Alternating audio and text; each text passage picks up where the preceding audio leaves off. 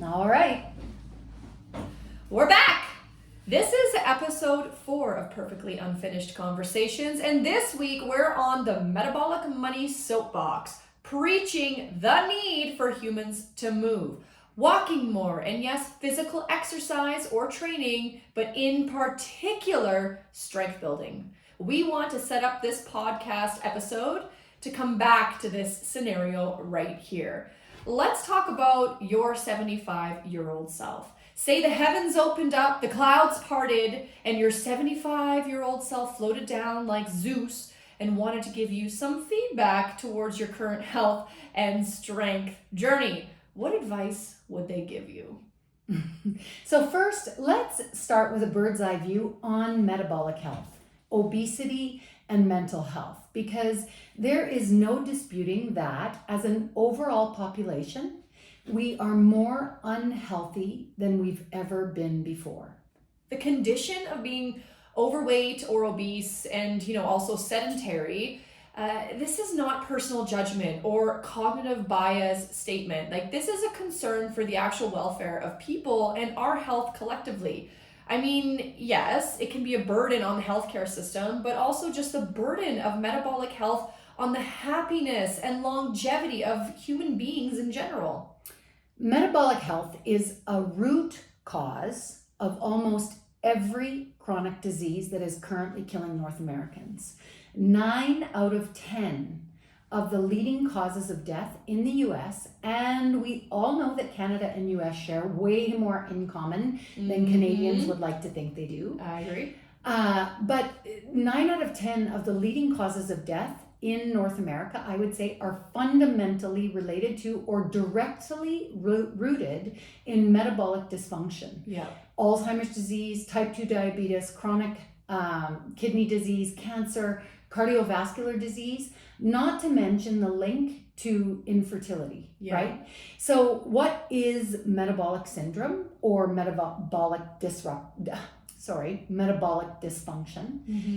It's primarily a cellular energy problem, but we see it manifest with 5 typical symptoms: obesity or a large abdominal measurement, high blood pressure or blood pressure that trends high, high blood fat, low HDL or good cholesterol, and insulin resistance, which is probably the most common thing that we are seeing culturally, societally, which would be classified as prediabetes. Yeah, you'll hear threads of this subject in future podcasts because it's the largest health problem facing people, adults, aging adults, and children today. In addition to the development of all the chronic diseases, that Kim just talked about, high blood pressure, heart disease, stroke, cancer, diabetes, or, kidney disease, there are links to poor and declining metabolic health and brain health, like Alzheimer's, dementia, as well as one's own mental health. Yeah. So Alzheimer's and dementia are now being commonly referred to as type 3 diabetes. So you have type 1, which is from birth, or type 1.5, which they consider autoimmune, and then you've got type 2, which is diet and lifestyle, and now type 3 is the classification of Alzheimer's and dementia. PCOS is leading to infertility among women, and it's essentially diabetes of the ovaries. This is not an aged person problem, and something you only have to worry about as you're getting older. It's a condition that we're seeing in, we have people who we know in this community whose children as young as 10 are battling with this metabolic dysfunction. And so we're going to come back to, stay with us, because we're coming back to the topic of this podcast, which is bitch gotta move. Yeah. But we want to really underlie that metabolic syndrome creates these serious chronic health conditions, and it begins when you're young. It's not happening because you're old. It's happening energetically in our cells right now. And the proof is that our children are also developing chronic health conditions that used to be only primarily seen in older or, retirement age. Yeah, yes, exactly. So anyhow, and we need to admit that so much of the metabolic syndrome crisis has to be a food discussion. So in addition to the strength part of it, which we're going to talk about, movement, we've got sleep and light exposure and vitamin D deficiency, and food, hands down, is the biggest factor in metabolic syndrome. Yeah, 100%. But that's not what we're talking about today. Today, we're on the soapbox preaching muscle mass and why you have got to move. But you gotta move. You gotta move regularly. You gotta move intentionally. You gotta move purposefully. And you gotta move forever. Love to move forever. And how that, exactly what you just said, relates to and is the solution to metabolic syndrome. Exactly. Skeletal muscle mass that we wear and carry is a metabolically active organ that interacts with other organs. A lack of healthy muscle mass means your body is going to struggle metabolically. It's going to have a harder time regulating your metabolism. It's going to be less efficient as an engine for your body. Another really important thing to talk about, when we talk about metabolism aside, is we can bring up myokines, and we can briefly touch on them, what they are and how they help. They're special proteins that your muscles make and release when you exercise or you move around, you dance, you high-five your friends 1,000 times. I don't know, like when you're having fun and you're moving your body. These proteins, they act like these tiny messengers. They travel through your bloodstream. They send important signals to different parts of your body. When you move, whether you're running, dancing, playing sports, your muscles release myokines that tell your body to do a variety of helpful things. They can signal your body to burn fat for energy, which helps keep you fit and healthy. They can also help make your bones stronger, reducing the risk of any fractures, injuries as you age. But, lastly, the big one, myokines can influence your brain. They boost the production of neurotransmitters such as serotonin and dopamine, which are important for feeling so happy and relaxed. Higher levels of those chemicals, they can improve your mood, and truly, they can help reduce all the feelings of anxiety and depression. This is the perfect place to talk about Dr. Chris Palmer's work. He is a psychiatrist, Harvard-trained psychiatrist, who wrote the book Brain Energy. And more and more, they are recognizing, just like Alzheimer's and dementia are a metabolic diabetes type 3, which is a metabolic problem. They're also realizing the link between mental health problems like bipolar, even schizophrenia, depression, definitely anxiety, and how that is so directly related to metabolic health. And what I find so fascinating about that is it kind of all lines up on the spectrum. We're seeing this explosion in depression and anxiety while we see the explosion of screen use, vitamin D deficiency, while we see the explosion of mental health crisis, metabolic syndrome, and sedentary. And we don't move on top of it. We don't move. Yeah. And you wonder why people are... I think it's just so interesting that they're starting to put all of this together. It actually makes me feel really hopeful, even when it makes other people feel overwhelmed with the information. It's a lot of information, but I think the beauty of our culture is that science is science, and we're always learning, and we're always studying, and we're always applying the things that we learn moving forward. There's so much information out there now, guys, for what muscles and health and what they can do. So another important reason why you got to move your body is because your muscles are metabolic money. And what do we say by metabolic money? It means that they're a burning furnace. The more muscle you have on your body, the more calories you're going to burn naturally at rest. And the more calories you're burning at rest means your metabolism is this fired up engine. If you don't have any muscle mass, it's not going to really help benefit towards your metabolism. You're going to be slower and sluggish. So when you start, changing your diet can only take you so far, but then you need to start kicking it up. That's where plateaus usually happen, right? In people's training programs or if they're just walking and they're eating healthy, but I'm still at this plateau stage. You got to incorporate some strength training in there because the release of those myokines, the release of all those neurotransmitters. I mean, even just growing your muscle mass is going to burn more calories, or it's just going to help you reach further past any of those plateaus. When they talk about muscles as metabolic money, and they, there's the analogy of like, that it's burning hot, that it's a furnace. Yeah. Essentially, muscle mass is good for a couple of reasons, and the primary reason is that it is a sponge for blood fuel, for like glucose energy that's floating through the blood. So the more glucose that is present in your body, the more insulin that is required to shuttle that away and store it as energy for use in the future. And we are fat storing masters and nutrient storing masters. But when you have a higher degree of muscle mass, your muscles actually suck up as they're being used. They are actually sucking up the glucose that is in the muscle that then doesn't need to be stored as body fat. Yeah, because it's like, I did my job, but nothing's here. I'm good. That's exactly it. And so muscle is super important for your metabolism because it acts as this transfer station of food you eat, energy you eat, and then putting it to use. Mm-hmm. Another good reason is it acts as an armor. As we age and bone density decreases and we become, more dependent on handles and railings and sitting down and put on our socks and shoes and eat, just all those ADLs, activities of daily living, you want to have that protective armor on your body to support that. I don't want to call it aging skeletal structure, but it really is. Truly. It's truly an aging skeletal, like a bone skeleton. It starts to age. You got to have muscles that will support the joints, that will support your activities of daily living and help you live a more independent and free life. Yeah.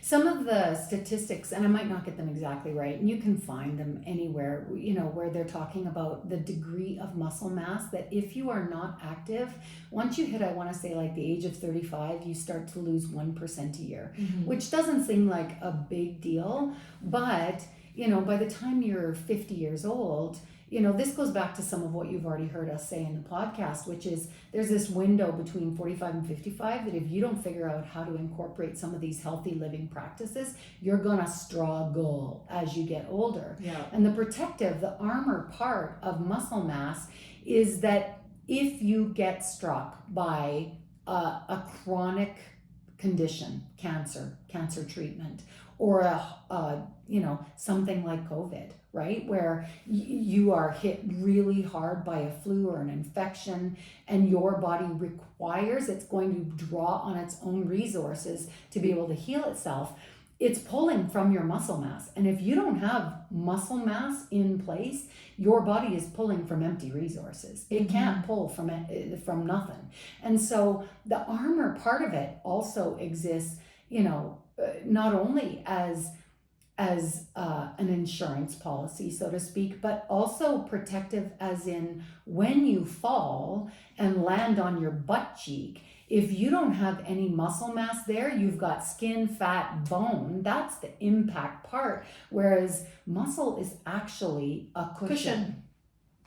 And I believe there's this statistic that goes with if an elderly person falls and they have a fall, right? They know that falls are super dangerous to people as they get older because they don't have the muscle mass required to heal out of that in general. But the statistic is that it's less than 2 years an elderly person will pass because their life will have gone downhill and they didn't have the resources, the strength, the energy, or they probably had the time obviously, but they weren't able to heal themselves and do their rehab and come out of that because it just goes downhill, the quality of life.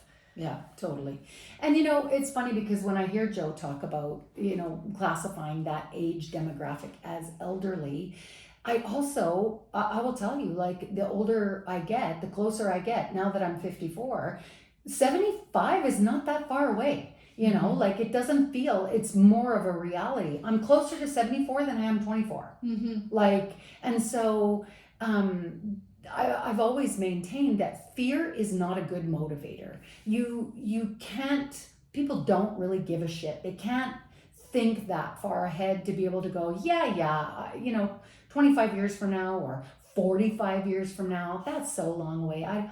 It's just that it becomes so hard to get back what you've lost. You not only lose the capacity, the strength, the actual physical muscle mass, but you also lose the motivation, energy, inspiration, passion, enthusiasm, capacity to chase physical strength and health. Mm-hmm. So we want to go over some excuses that, we think keep you from getting stronger. And we just kind of made a list off the top of our heads of different excuses.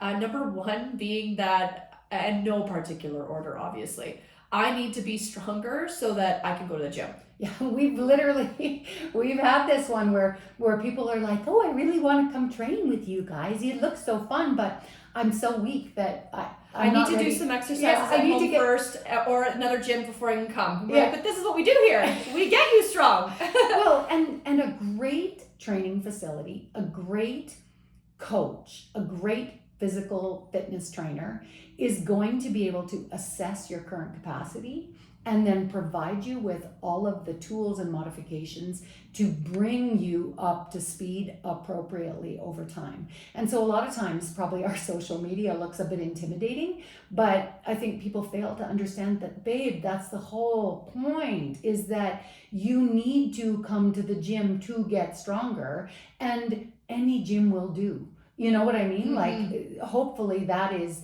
like, that's just an excuse keeping you from getting there. Yeah, it's a limiting belief. Another one is, I don't have time to go to the gym. Bitch, you're running out of time to go to the gym. My day gets away on me. It got too busy. And what Kim and I have really noticed being in the fitness industry for over the last decade is that a lot of our clientele who we have had, stick around, or we've been coaching for over a decade, they're like the busiest people we know. They are type A personalities, or they might not even be type A, but they are busy, but they make this a priority and they fit it into their schedule, whether it's 6 a.m. or they carve out a time at that 4 p.m. slot, but they are busy all over the planet and they're still finding time to come in. True. And you are the perfect example of that, which is, you've got 2 kids, one's not yet in school, one is, they're both in sports.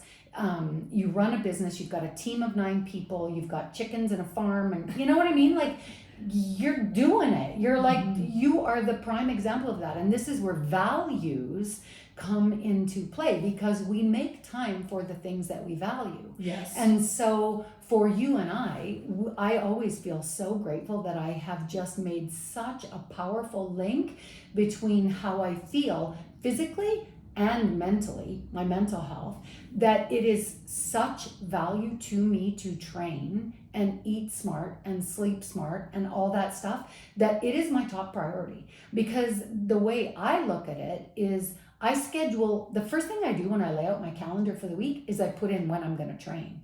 And it's not as much as people think, but if I don't make me the priority, I'm not going to get to it. Something is always going to eat up my time. I can always find a reason not to train. Exactly. And this is pouring back into yourself. I tell my clients all the time, like, you've got to fill your own cup first, because if you don't fill your cup first, you're going to run out of tea, you're going to run out of energy, you're going to run out of daytime, and everybody else gets their needs met and you don't. And the world feels a lot easier when your cup's full. Absolutely. It's too hard to do the work and I'm exhausted. Another excuse. Yeah, it is. Well, and this is like, what comes first, the chicken or the egg? Like, it's too hard to do the work, I'm too tired. But you'd actually find that if you did the work, you'd have more energy. And this is just the law of physics, right? Like, this is physics at work, is in order to receive something, you have to give something away. And in this case, we're talking about energy, right? Like, when I use my muscles, I am tired, but then I gain so much energy. Like, it's kind of backwards. It's just something that's getting in your way. Exactly. Another excuse is that it's too expensive to train. And, there are times in my life where that was my excuse, is that I didn't have time for me because I thought it was too expensive. But the other thing is that I know I deserve that time. I know when I have that time, like Kim says, my cup becomes full. And I always like to break it into, I'll break it into weekly. Whatever the cost is, whatever the weekly thing is, I can figure that out. And what else am I spending my money on? Like I could be spending my money on Starbucks every single morning, and I know that adds up. I think when you start comparing what is expensive and what isn't expensive in accordance to what you value, for me and Kim, we value our health, and we will ask Kim how much she spends when she goes to the health food store and she comes back, right? Like we value what our health is. It is value system, and a lot of this could sound like judgment, and I started out my young adulthood as a single mom of 2 kids under the age of 2. I lived on welfare at that time. I know what it's like to struggle. And so it also could sound like I'm at this place where I'm like, oh, just throw your money into the gym. Like that is not it. I think that the bigger part of it is that everything has a cost. Everything has a cost associated with it, whether you're buying a gym membership or whether it is the cost of not taking care of your health. Because at some point that bill is going to become due. Exactly.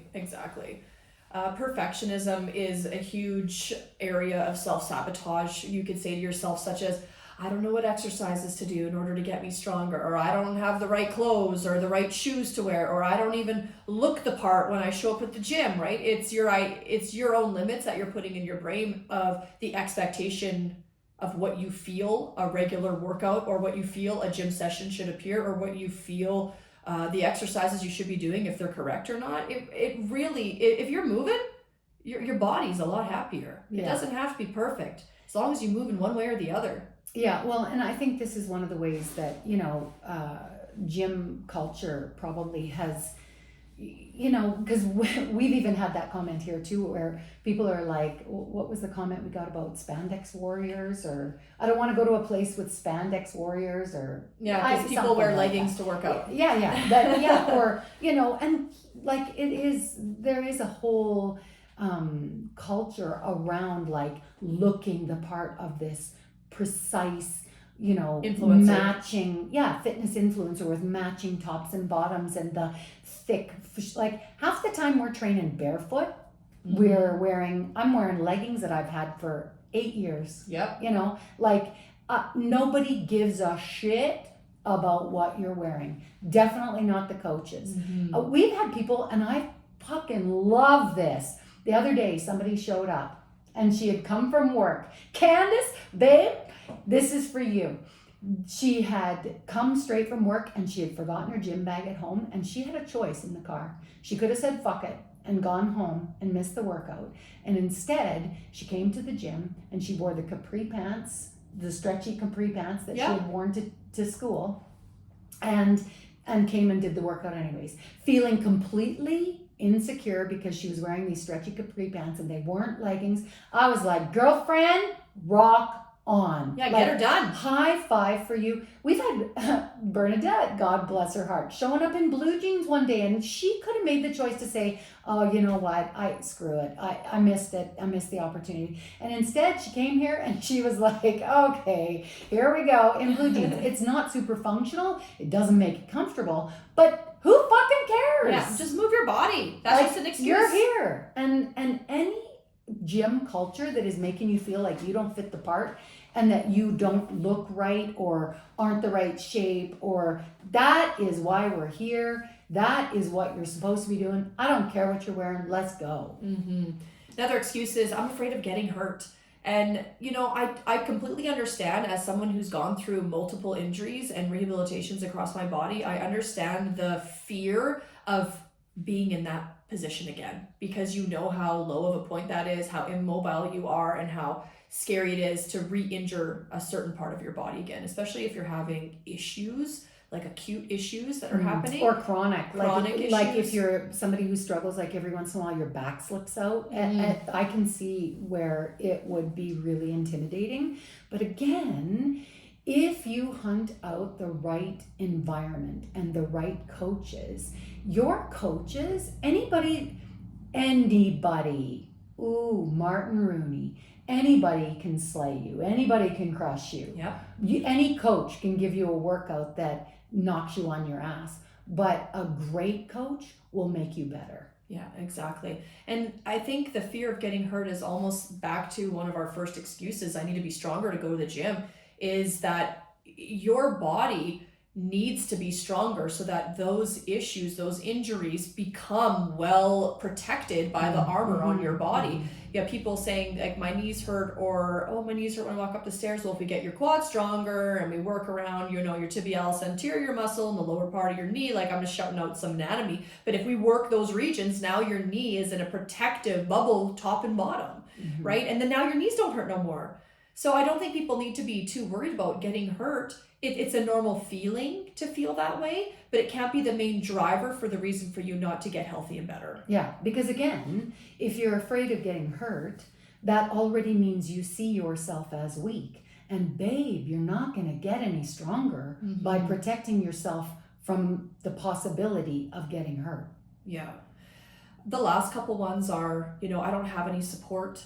And that's again, these last ones, these are fair because there are people who are struggling out there. Well, and the whole support part, we've even talked about this ourselves, where it can be a fairly lonely journey to be someone in a circle of people who decides they're going to do it different. Yeah. And what I mean by that is eat different, stop drinking alcohol, stop smoking weed, go to the gym, walk more, drop 60 pounds. Say no to the snacks. Oh, for sure. And this is that meme that says, bring McDonald's, bring a dozen donuts to the staff rooms and everybody's your friend, but sit down with chicken and broccoli at the staff meeting and all of a sudden everyone's a nutrition expert. Like we are totally in an environment culturally where we do not have support in our own social networks to make these kinds of changes, because you're seen as a freak if you want to get fit.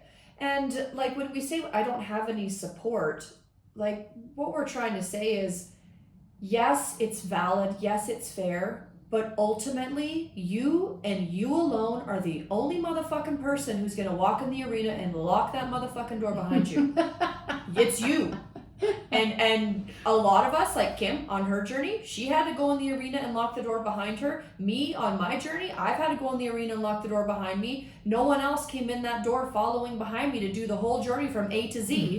No one did. I can remember, in the first few years where I fell into this, and I was in love with the process, and I was in love with how the results were coming in my life. And I can remember going to an event and a couple of females sitting across from me, and I began to speak about my experience with food or training or something. I was given my 2 cents at some point, and literally they looked at each other and rolled their eyes like, oh, here she goes again. Yeah. And that's the kind of support that we don't have. And you gotta be brave enough to go solo. You gotta be brave enough to say, fuck it. It doesn't matter that I don't have support, because again, in an environment like ours, you get the coaches, you get the people who are working out beside you. We've said before, some of the dearest, sweetest friends I've made, I do not see anywhere but in the gym. Yeah. And they are the people that are like, yeah, you go, girl. Yeah, they just support you. Everyone's working on their own shit in the gym. Yeah. Ain't that the truth? Yeah. And the last one would be, I have a medical condition. Yeah. Which again is, these last couple ones, they're fair, but when we talk about specifically metabolic syndrome or polycystic ovarian syndrome, or type 2 diabetes, type 2 or stents in your heart. Yeah, like a lot of those type of conditions are why you need to come to the gym. Yeah, the gym is your answer to help support and hopefully down the line eliminate. Yeah. So even some of the, when we look at, I've seen recently, where people in podcasts, there's who are advocating for this specific topic: muscle mass, health, longevity, lifespan, quality of life, metabolic health. They're all saying the same thing, which even like the biggest dial movers, you would be shocked at how even adding regular walking into your life will extend your lifespan. Cardiometabolic health, like so much simple. It doesn't have to be hard. People want complicated, like I have to fix my gut health first before I can fix my metabolic health, or I've got all these hormonal problems, or I have to do it all perfectly somehow, and so I can't possibly get started. People want to think it's complicated when really truly, if you, sister or brother, just focused on the basics. I lift heavy things a few times a week. I sleep like the dead and I work at that. I walk more often. I choose whole food over, processed food as often as possible. I drink a little bit more water over drinking something that has calories in it, or high fructose corn syrup, or alcohol. And I was consistent at those things. Your life would fucking change. Yeah, it would completely change. So as we wrap up this episode of Perfectly Unfinished Conversations, let's go back to that idea about your 75-year-old self giving you advice today. If your 75-year-old self could make an appearance here, what would they say to you, Joe? My 75-year-old self would say to me that, girlfriend, you need to do some more yoga. You need to calm the fuck down. And yoga is so hard for me to mentally stay in it. That's why I was trying to do meditation over the last year. But it is a tough thing to be still, to breathe, and be one with my thoughts, because my thoughts are racing 24/7, and I know I need to slow that down and quit being busy at all the little things. I don't need to pace around my house and move this item because it belongs there, and pace and that item goes here, and just be busy for the wrong reasons. I need to just chill out. And back to you need to do some yoga. It's not only about because you've said this to me before. I laugh because we've had this conversation, and you are already an athlete. You've got great cardio health. You've got great strength. You've got great consistency built up in your training. But this is where, like, that triple threat idea, where what you really need is to stretch it out and to calm the fuck down. Yeah, and to allow your body to decompress. Mm-hmm. Yeah, exactly. And what would you say yours would be, Kim? Well, probably my 75-year-old self, in her wisdom and her compassion, would probably say, sister, why don't you just relax a little bit? she'd probably say, she'd say a couple of things. She'd say maybe you should just relax a little bit, but I think she'd also say thank you. Like, I think she's out there calling me on, saying, yes, we did it. We made the change. You're hooking me up. Yeah, totally. Yeah. Hype girl. Yeah. Don't let excuses hold you back, guys. You gotta do the work, and you gotta think of your muscles as metabolic money. Investing in them now, today, pays off with a healthier, happy future. And the basics are simple. They're not easy, but they're simple. Lift something heavy, get good sleep, walk regularly, eat whole foods, stay hydrated, and be consistent. And by keeping it simple and doing the work, you're investing in your future self. If everything we've done up to today has built who you are right now in this moment, everything that you do from this day forward creates you 3 months from now, a year from now, a decade down the road. It is baby steps. There is no 6 weeks to better metabolic health. I mean, there is, but there's no 6 weeks you just be getting started. Yeah. At 6 weeks, you just start. Yeah, there's no 6 weeks to six-pack abs, right? Mm-hmm. Like, you're being consistent because everything that you do, aka right or well or consistently, is building you in the future.